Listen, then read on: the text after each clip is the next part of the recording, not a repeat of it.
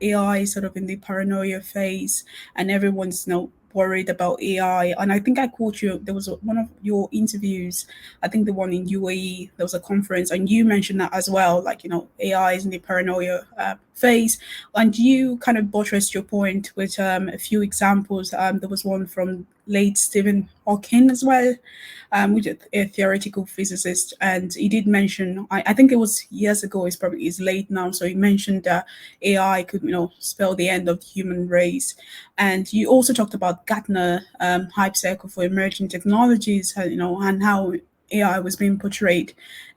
Why do you think it's difficult for enterprises, particularly small enterprises, to really talk about AI and its benefit? That's a really, really deep question. That quote that you talk about sort of embodies that paranoia stage.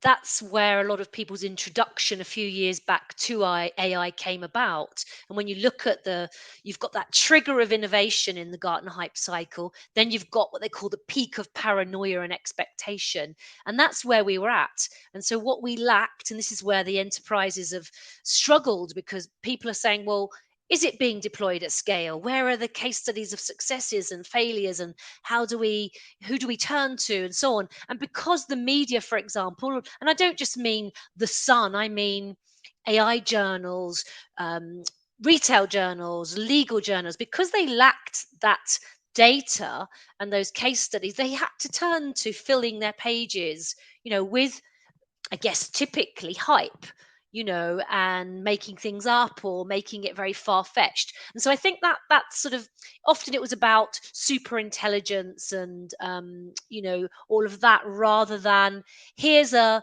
marketing tool that can help you understand how to get really hyper personalized about your customer. You don't have to treat them in a very homogenous way. Get really granular, give them what they need. Don't second guess how you sell, those kinds of things. So AI hasn't reached that level of hyper intelligence. Let's hope it never ever does.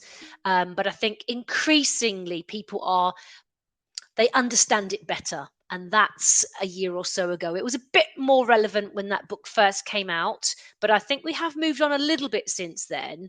But still, it's hard for people to know who to turn to, because it's a wild west of multiple thousands of vendors out there.